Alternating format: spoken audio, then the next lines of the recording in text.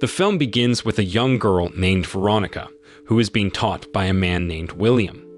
At that time, William is training Veronica because he recently lost his wife and daughter. He seems happy with Veronica's progress. 12 years later, Veronica is now a grown-up woman and still being trained by William. She doesn't have parents anymore, so she focuses only on practicing. However, she doesn't know what tasks she will be given after this training. Meanwhile, in a regular bar, there were 4 guys and 1 girl hanging out. One of the guys, Jameson, seemed really interested in the blonde waitress named Gwen. It seems Jameson has a thing for blondes. On the other hand, Veronica is still undergoing training.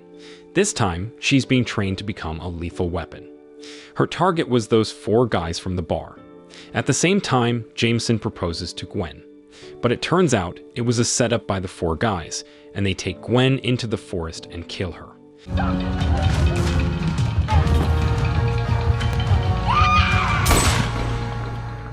Maybe this is similar to what happened to William's wife and daughter. Shortly after, Veronica was asked by William to go to a bar for some hands-on training.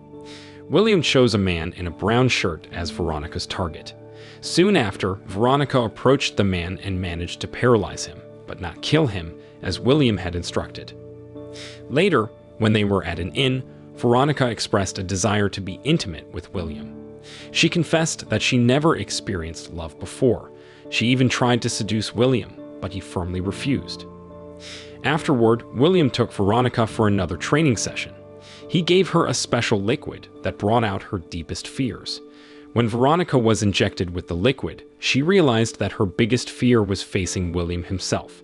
This shows that besides William, Veronica is not afraid of anyone else. Soon after, William quickly asked Veronica to meet with the 4 guys. At that time, Veronica wanted to know how many women they've harmed, and William said 2, including Gwen from the bar. After the guys left, Veronica went into the bar to talk to one of the guys' girlfriends. In just 5 minutes and 2 milkshakes, Veronica got a lot of info about them. At that moment, she told William she couldn't wait to take them down. The next day, Veronica coincidentally sat in the same spot. When Jameson showed up, he was instantly smitten with Veronica, who he thought was a blonde. He asked her out and told her to dress up, and she agreed, dressing as he asked. The following day, Jameson picked up his friends who turned out to be psychopaths. When they got to the bar, Jameson happily introduced Veronica to them. His friends seemed friendly and eager to hunt, but they had to act nice in front of Veronica first. They even showed her how to destroy a mailbox and asked her to try it. It was a mailbox. Long story short, they went to their usual spot for their evil deeds. But once they arrived, they left Veronica behind. She tried to follow them and ended up in the middle of the forest, where she saw the 4 guys sitting on a sofa. They invited her to play truth or dare, but before starting, Veronica offered them drinks she had spiked with a special liquid William had given her. When the game began, Jameson's friends, Nelson and Danny, took their turns first. Then it was Veronica's turn. But unexpectedly, she was tied up as part of the game's punishment. However, they left the game suddenly, leaving Veronica feeling scared and panicked. Even though she was just pretending, she managed to fool Jameson and his friends. At that time, Veronica was dared to face death again. So, Jameson told Veronica to run, and they chased her. But the guys didn't know who she really was. She was actually glad to play the victim in this hunt, especially since Nelson and Danny started facing their fears because of the drinks they had. Danny was afraid of pandas, and Nelson was scared of robbers, all because of their own past traumas. In the end, Veronica had to kill Danny first.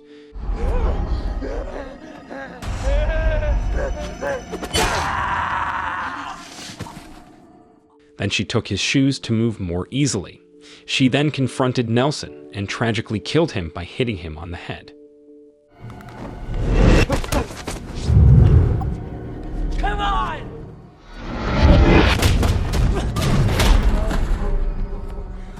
No. Shortly after, another girl showed up at the location who happened to be Shane's girlfriend. Surprisingly, Jameson kissed her, which angered Shane, leading to a fight.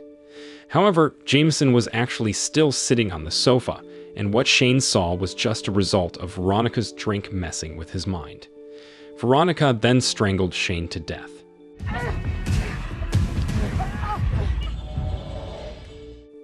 Meanwhile, Jameson, feeling suspicious, witnessed Veronica killing Danny, Nelson, and Shane.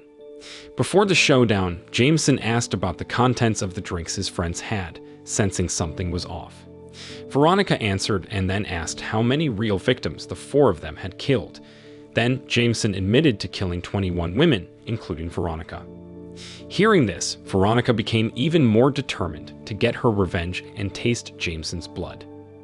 From the beginning, Veronica had been holding back her anger towards Jameson and his friends for their cruel actions.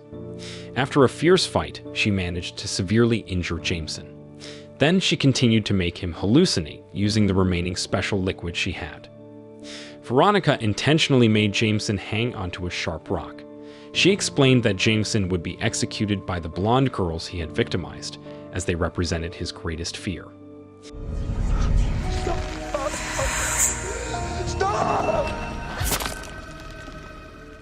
Eventually, Jameson died in his own terror. Shortly after, William arrived and felt proud of Veronica. In the end, William agreed to go with Veronica to the cafe where Jameson and his friends usually hang out, and then the film ends. The moral lesson from this film is don't have a crush on a certain blonde girl, or you'll be facing your own nightmare and get killed while thinking about Panda.